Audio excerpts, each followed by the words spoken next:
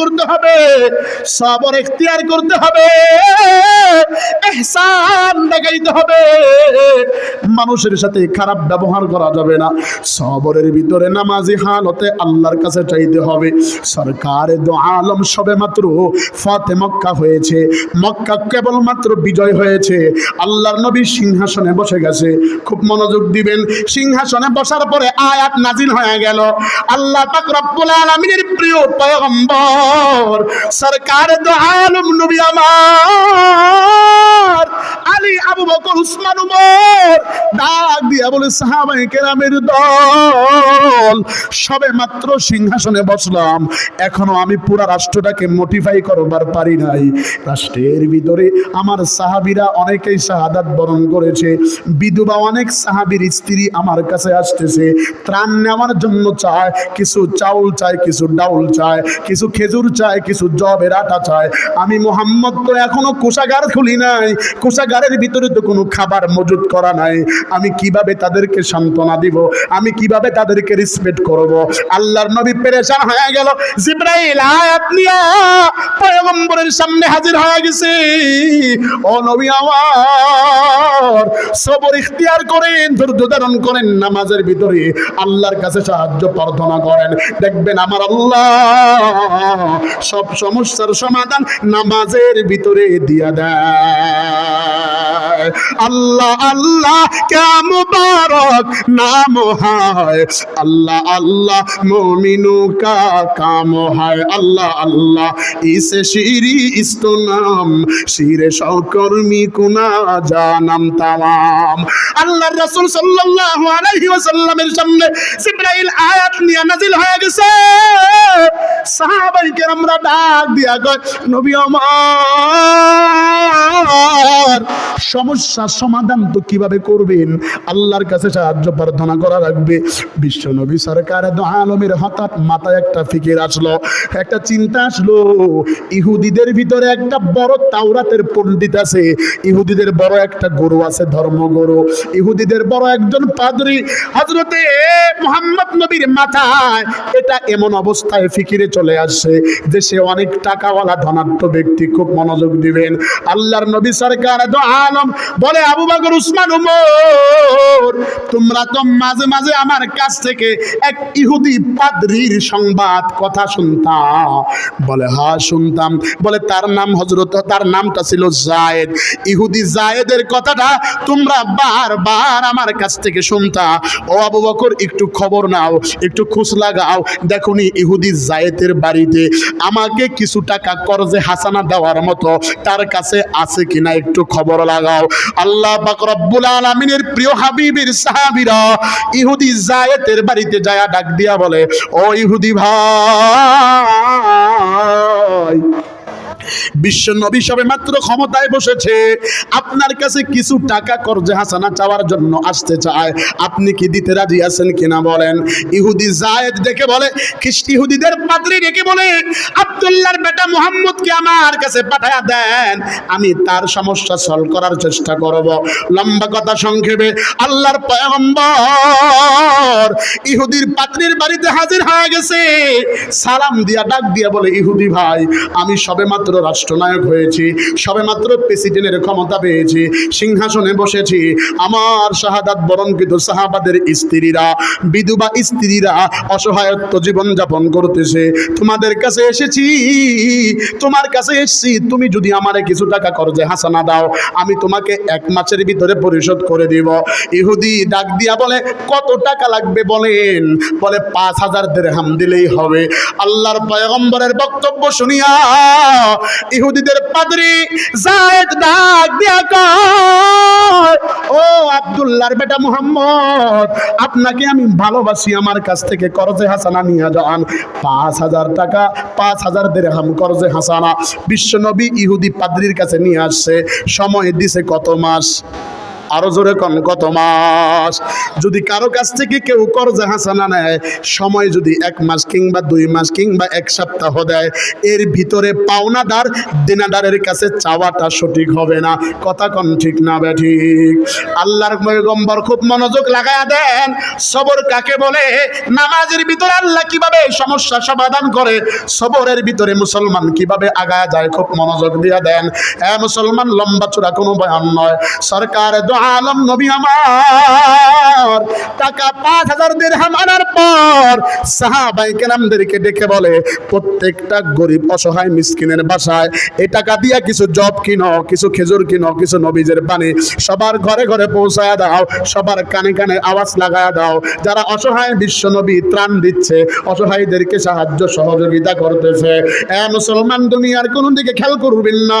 সাহাবায়ে কেরামরা এক রাতের ভিতরে লিস্ট করিয়া নাম লেখায়া সমস্ত সাহাবায়ে কেরামের ঘরে ঘরে অসহায় দরিদ্রর ঘরে ঘরে টাকা পয়সা পৌঁছায়া দিছে।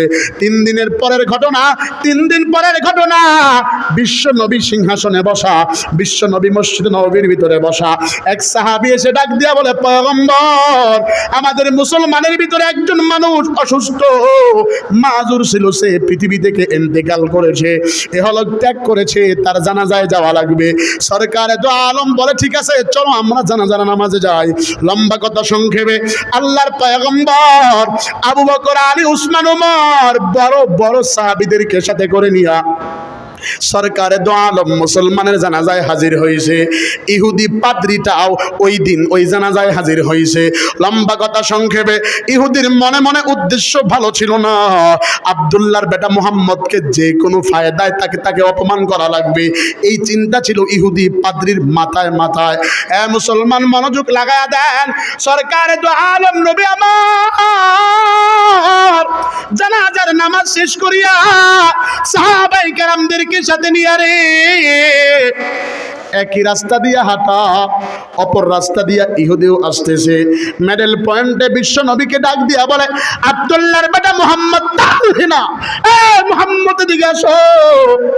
সরকারে দো আলম টাকা দেখে জায়েদ নামে ইহুদি, যার কাছ থেকে 5000 দিরহাম কর্জে হাসানা হাওলাত আনছিল, সে মুহাম্মদ নবীকে ডাক দিছে। আল্লাহর নবী ডাক দিয়া বলে, আমাকেই কি ডাকছেন? বলে, হ্যাঁ, এদিকে আসো। সরকারে দো আলম সামনে আগাইলো, আগানোর পরে সাহাবীরা পিছনে। আল্লাহর নবীকে ডাক দিয়া কয়, আব্দুল্লাহর বেটা মুহাম্মদ, তুই বড় প্রতারক, ধোঁকাবাজ। আল্লাহর নবী ডাক দিয়া বলে, কেমনে ধোঁকাবাজ হইলাম? কয়, আমার পাওনা টাকা দাও না কেন? আমার পাওনা টাকা এখনো তোমার কাছে কেন?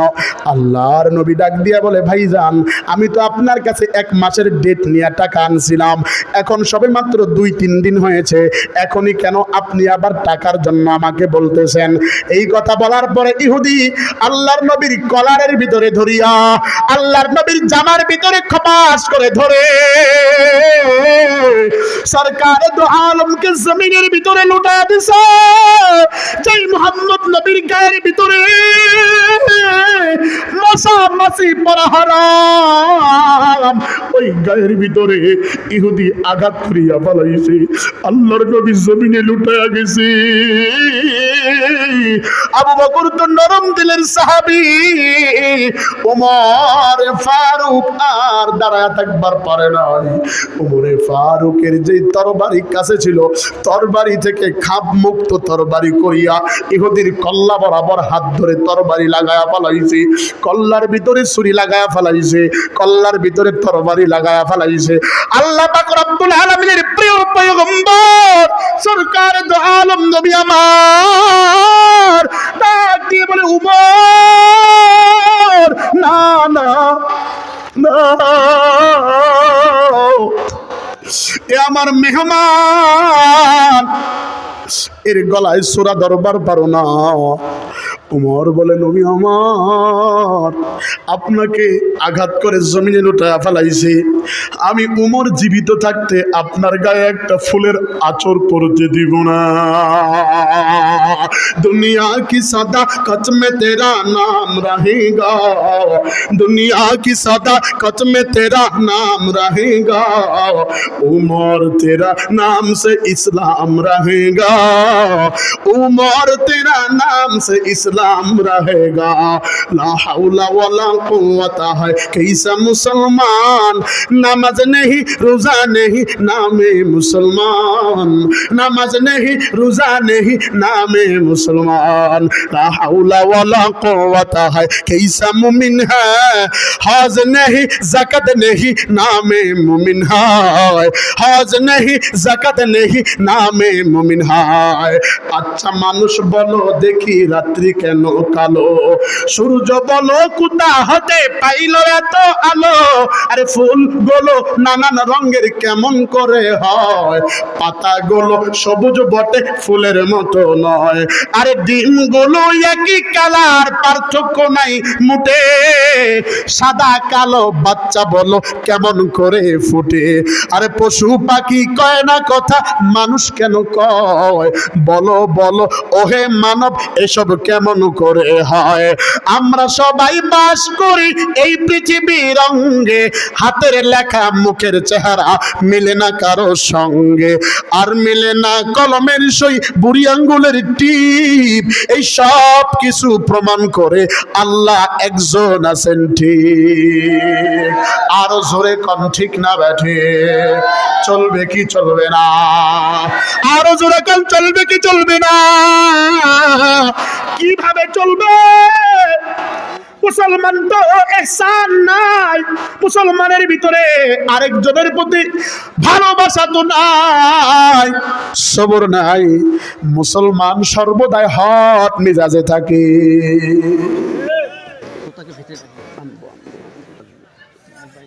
হট মেজাজে থাকে, আছে না নাই? জোরে কর। ওই মিজাজ ঠান্ডা করার লাইগে আবার বিড়িতে টান দেয়। দুইজন কোন ঠিক আর সবাই চুপ থাকেন, জোরে কোন ঠিক না ব্যাঠিক? বিড়ি খুর নাই? যদি আমাকে সভাপতি সাহেব রাস্তা দিয়া যায় এই যে ঈদে ঈদে গার্মেন্টস পার্টি কিছু আছে না, যারা গার্মেন্টসে চাকরি করে এদেরকে আমি রেসপেক্ট করি, সম্মান করি, ভালোবাসি। এরা গার্মেন্টস থেকে কিছু টাকা কামাই করে ঈদে বাড়িতে আসছে, আইসা হাই রে হাই কোটকুটি এক মোটর সাইকেল ঠিক করছে, কইরা তেল ডুহায়া কানে বড় হেডফোন বল্টু লাগাইছে, লাগায়া মুখে সিগারেট দিয়ে ইসা টান টানে। জোরে কোন আছে না নাই? বাবাজিরা মন খারাপ করছেন? আছে না আছে না আছে না? যদি আমাকে সভাপতি সাহেব জিজ্ঞা কিরে ব্যাপার কি, মুখে সিগারেট কানে এটা কে? চাচা কথা কম কন, কয় কে কি টেনশনে আছি। তো কি টেনশন? টেনশনটা তুই নামাজ পড়, ভালো কিছু কর। টেনশন বিড়ি খায়া কমাইতেছি। জোরে কোন আছে না নাই? টেনশন কিসের? কয় পাশের বাড়ির সকিনার লগে ঢাকা থেকে সেটিং করছি, এলাকায় আয়া শুনি বিয়া হয়ে গেছে। আছে না আছে না? এখন প্রেমের আলায় ছেঁকা খায়া বেকা হয়ে গেছি। জোরে কোন আছে না নাই? এই বিড়িখোর সমাজে কম না বেশি? বুড়া বিড়ি খায়, টিভি চায়, জোয়াও খেলায়, বুইরা বিড়ি খায়। দেখো আবার বুইরা চাচা গাঞ্জা খাইতে বাথরুমেতে যায়, বুইরা বিড়ি খায়, টিভি চায়, জোয়াও খেলায়, বুইরা বিড়ি খায়। ওই বিড়িখোর হইছে মোবাইলে টিকটক করে, আছে না নাই? যুবক কথা কাও ঠিক না বেঠে? মোবাইলে টিকটকের কারণে আজকে সমাজ নষ্ট হয়ে গেছে। আওয়াজ দিয়া কোন ঠিক না বেঠে? বলবো কিছু বলবো বলবো বলবো, তাহলে আপনাদের জবান থেকে ঠিক বেঠিক বলা লাগবে। পারবেন সবাই? পারবেন? জামানা মোবাইলে খাইছে, জামানা মোবাইলে খাইছে। সবাই কয় না? এই আপনারা চুপ থাকেন দি, বাজান আপনারা কইবেন ঠিক। জোরে কন। আচ্ছা কি রোজা রাখতে রাখতে কি সবাই অচল হয়ে গেছেন নাকি? জোরে কন তো ঠিক না বেঠে? এই জোরে আওয়াজ যদি একটু দেন, প্রধান বক্তা কুমিল্লা থেকে আসছে, শুনে খুশি হবে না খারাপ হবে? খুশি হবে না? তো বলবে না অঞ্চলের মানুষগুলা ভালা, ঠিক না ঠিক? একটু আওয়াজ টাওয়াজ দিবেন আব্বা ইনশাআল্লাহ। আল্লাহর কসম খায় বলি, কোরআন হাতে নিয়ে বলি, উত্তরবঙ্গের মাহফিলে যেমন শ্রোতা হয় গোটা বাংলাদেশের নজিরবিহীন। মারহাবা কন। এরা বয়ান শুনেও বেশি, গুতাগুতিতেও বেশি, ঠিক না বা ঠিক? জোরে কন। জামানা মোবাইলে খাইছে, জামানা মোবাইলে খাইছে। বলবো যুবকরা, বলবো? সবাই কয় না বলবো বলবো বলবো? আরে তোমরা যে মেসেজ দিছো সঙ্গীতের, এগুলো তো আছে বলবো, এটা কি বলবো? সবাই কোন বলবো বলবো, জামানা মোবাইলে খাইছে, জামানা মোবাইলে খাইছে, অল্প বয়সের পোলা মাইয়া প্রেমে মেতেছে, জামানা মোবাইলে খাইছে, জামানা মোবাইলে খাইছে। রেডিও থুয়া ট্যাপ আসিল, ট্যাপ থুয়া টিভি, টিভি থুয়া মোবাইল আসলো, যা খুশি তা পাবি, টিভির পর্দায় যাহা আছে মোবাইলে তা আছে, আরো কত আজে বাজে মোবাইলে দেখতে আছে। এই সমস্ত জিনিস দেখা পোলা মাইয়া প্রেমে মেতেছে, জামানা মোবাইলে খাইছে, জামানা মোবাইলে খাইছে। আরো জোরে কোন ঠিক না বেঠে? কাছে তুইয়া দুহুরে বলে প্রমাণও আছে, থাকে যদি নাম রিতে বলে আজিত মারিতে। জোরে কোন? কাছে তুইয়া দুহুরে বলে প্রমাণও আছে, নিজের টাকায় মোবাইল কিনা বেঈমান সাইজ আছে, মেসেজ দেওয়া চোর খুঁজা পায় না, মিস কল দেওয়া চোর খুঁজা পায় না, আলবাসির কইছে জামানা মোবাইলে খাইছে, জামানা মোবাইলে খাইছে। আরো জোরে কথা ঠিক না কইবেন হুজুর মেসেজ দেওয়া চোর কেমন? সেরা আর সেরি দুইটা মিলে পড়ে লালমনিরহাট সরকারি কলেজে। কোথায়? সরকারি কলেজে। তো ছেলে মেয়ের সাথে যাতায়াতের সুবিধার্থে এক অটো দিয়া যায়, যাইতে যাইতে হঠাৎ একটা ভাব আইছে। কি আইছে ভাই? ভাবের পরে যা হওয়ার তা হইছে। নাম্বার আদান প্রদান, বুঝেন বুঝেন, নাম্বার নিছে। এখন মেয়ে চিন্তা করে ছেলের নাম্বার মোবাইলে কি লেখা সেভ করব। কি লেখা? এ তো বাড়ির অনেকেই, আমার আম্মা যেহেতু 8 পাস, সে তো দেখে ধরতে পারবে কি লেখা। তো মেয়ে সুন্দর করে প্রেমিকার নাম্বার সেভ করছে। আম্মা জানারা মনোযোগ দেন, প্রেমিকার নাম্বার সেভ করছে ব্যাটারি লো। কি সেভ করছে? জোরে কন, ব্যাটারি লো। তো মেয়ে কলেজ থেকে বাড়িতে এসে ফ্রেশ হওয়ার জন্য বাথরুমে ঢুকছে। মোবাইল কি বাথরুমে নিয়ে যায়? মোবাইলটা থুয়ে গেছে। এ অবস্থায় ওই যে মগিরে গুতাইতেছে, বুঝেন তো, মগায় মগিরে ফোন দিতেছে, সমতুলে ফোন দেয়। এখন মা বারে বারে মোবাইলের কাছে আসে, দেখে মোবাইলে লেখা পাশে ব্যাটারি লো, আর কাঁপতেছে। তা মা চিন্তা করে ব্যাপার কি, চার্জ নাই মনে হয়। তো 2-3 বার এরকম দেখার পরে মোবাইলটা চার্জারে লাগাইছে। চার্জারে লাগানোর পরেও একই হালত, দেখে ব্যাটারি লো। পরে আর মা বলে মোবাইলে মনে হয় ব্যারাম আইছে, করোনা ভাইরাস যেমন মনে হয় এটাও একটা ব্যারাম। তো ব্যারাম থেকে উদ্ধার হওয়ার জন্য নিজের মেয়েরে ডাকে, এক ঝুমুর। কি নাম? আরো জোরে কন। এ নূপুর। তোর নামের কপালে বাড়ি। জোরে কন ঠিক না বে ঠিক? নাম রাখে, আছে না? কি কি নাম রাখে বলবো? রকি, রবিন, রনি, মানিক। কি বুঝবেন? আমার নাম মানিক কুমার। ও কি মুসলমান না হিন্দু বোঝা যায়? জোরে কন। নাম দিয়েও তো অনেক পরিচয় হয়, কথা কন ঠিক না বে ঠিক? এখন আগের জামানায় আমাদের মুরব্বী দাদারা তারা জানে, আগের জামানার মহিলারা স্বামীরে ডাকতো ওগো, অথবা আব্দুল্লাহর বাপ। এখন ডাকে এ রকি, এদিকে এসো। জোরে কন ঠিক না বেঠে? এখন বলে এ রবিন, এদিকে এসো। আছে না নাই? আছে না নাই? এই ঈদের মাঠে, ঈদের ঈদগাহে কতগুলা লোক কুলাঙ্গার গেছে, রোজা রাখে নাই। ওই কুলাঙ্গার আর কুলাঙ্গার নিয়ে মার্কেটে যায়, নিজের বেবিরে কুলে দিছে, স্ত্রী পিছনে, আর ওই বলদ হিজরা সামনে বেবিরে কই চুচু বাবু চুচু। আছে না নাই? ও ওই পোলা সামলায়, বেবি সামলায়, আর ওই মহিলা মার্কেটে ঢুকে আসসালামু আলাইকুম ভাইয়া, ভালো আছেন? যেভাবে ডাকে স্বামীর সামনে ওইভাবে জীবনে ফেসও হয় না। আছে না নাই? স্বামীরে জাউরা কয়া গালি দেয় মহিলা, আছে না নাই? আরো জোরে কোন আছে না নাই? আপনাদের এই অঞ্চলে নাই, অন্য জায়গার কথা কইতেছি। নিজের স্বামীকে নাম ধরে রাখে। তো শহরে থাকে, তো বাবা গেছে ছেলের সাথে, কয় দেখি বৌমা কোথায় থাকে, বাসাটা কোথায়। তো বাবা গেছে, এখন ওই রবিনে ডাকছে, এই চুমকি। চুমকি কয় আরে বাবা আসতেছি। বাপে মুরব্বী মানুষ কয় কি ব্যাপার রবিন, বৌমা কেমনে জানি আমি তোর সাথে? কথা বুঝেন নাই? বুঝেন নাই? বৌমা কেমনে জানলো যে আমি তোর সাথে? আব্বা এটা একটা সোশ্যাল, এটা মডেল। এটা কি মানে স্বামীরে আব্বা কয়, আরে বাবা আসতেছি না নাই। এটা বলে ওরা বুঝে, ওদের মোটিভেশন কোয়ালিটি, ওরা বলে সোসাইটি বুঝে, ওটা বলে ওদের আদর্শ। মুসলমান শুনে রাখেন, আদর্শের আবির্ভাব করেছেন মুহাম্মদুর রাসূলুল্লাহ সাল্লাল্লাহু। দলিল না নুরুল আনোয়ার কিতাব, নুরুল আনোয়ার কিতাবের ভিতরে তিনটা খুলুক বর্ণনা করেছেন, খুলুকে আজিম, খুলুকে কারিম, খুলুকে হাসান। তিনটা আদর্শের সর্বোত্তম আদর্শ হলো খুলুকে আজিম। সেই খুলুকে আজিম মুহাম্মদ নবীকে দিয়েছে দাড়ি, মুছ, লম্বা জুব্বা। এরপরে ইসলামিক যে কালচার রয়েছে, এই কালচারের ভিতরে বারাকা দান করেন কে? এগুলো তো আর এখন আমাদের সমাজে নাই। তো বলতেছিলাম ব্যাটারি লো চার্জারে লাগাইছে, কাম হয় না। ওই মেয়ে ফ্রেশ রুম থেকে আইসা মোবাইলে সুমা খায়, আল্লাহ তুমি বাঁচাইছো, আছে না নাই? এইটাই বলছি যে মিস কল দেওয়া চোর, মেসেজ দেওয়া চোর খুঁজা পায় না। আল বাসির কইছে জামানা মোবাইলে, জোরে কন জোরে কন। এরা তো সমাজের সবচাইতে নষ্ট শ্রেণীতে আছে। এদের বিপক্ষে কিছু বলবেন? নারী নির্যাতন, জীবনে কোথাও পুরুষ নির্যাতন হয় না। আল্লাহর কসম খেয়ে বলতেছি, এমন কিছু পুরুষ আছে যারা স্ত্রীর পা পর্যন্ত ধরেছে, ওই কুলাঙ্গার মহিলা তার স্বামীকে এরপরেও ক্ষমা করে নাই। জোরে কোন আছে না নাই?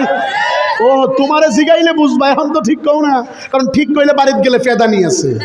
জোরে কোন জোরে কোন। মহিলার কাছে বিলাই সাজে, এটা তো পুরুষের আদর্শ হইতে পারে না। মহিলা তো মহিলার আসনে থাকবে। আমি মা বোনদেরকে ছোট করার জন্য বলছি না, মারা তো সবচাইতে দামি, দান করেছেন কে? আরো জোরে বলেন কে? সবচাইতে দামি তো আমার মা। মা যদি 4টা কাজ করে, কোনো বোন যদি 4টা কাজ করে, সরাসরি আল্লাহর জান্নাতে ঢুকবে। 1 নাম্বার কাজ, যদি কোনো মহিলা প্রাপ্ত বয়স হওয়ার পরে সেই মহিলা তার মাথা থেকে পা পর্যন্ত 14 জন ব্যতীত কাউকে না দেখায়, ওই মহিলা আল্লাহর জান্নাতে প্রবেশ করবে। জোরে কোন সুবহানাল্লাহ। 2 নম্বর, ওই মহিলা জান্নাতে যাবে যেই মহিলার বিবাহ স্বামীর সাথে বিবাহ হয়েছে, আবার গার্লফ্রেন্ডের সাথে পালায়া যায় ভাইগা হয়েছে। এটা না, এতে ভাগাভাগিরটা বেশি। ওয়াজ মাহফিল হয়, বয়ানের শেষে সংবাদ আসে, হুজুর আজকে 3টা হিজরত হয়েছে। জোরে কন ঠিক না ব্যাঠিক? আরো জোরে কন। এগুলোর ভিতরে সমস্যা কাজ করে মোবাইল আর অভিভাবকের প্রটোকল না থাকা, মা বাবার প্রটোকল না থাকা। কথা বলেন ঠিক না ব্যাঠিক? আল্লাহ হেফাজত করুক, বলেন আমিন। আল্লাহ সমস্ত সমস্যা থেকে সমাধান দান করুক, বলেন আমিন। 2 নম্বর বলতেছিলাম, যদি কোনো স্ত্রী স্বামীর কাছে বিবাহ হয়েছে, স্বামীর কথা অনুমতি ছাড়া ঘরের বাহিরেও যায় নাই, ওই স্ত্রী, রাসূল বলেছেন, স্বামী যদি দোয়া করে, ওই স্ত্রী সঙ্গে সঙ্গে আল্লাহর জান্নাতে ঢুকবে। আরো জোরে কোন সুবহানাল্লাহ।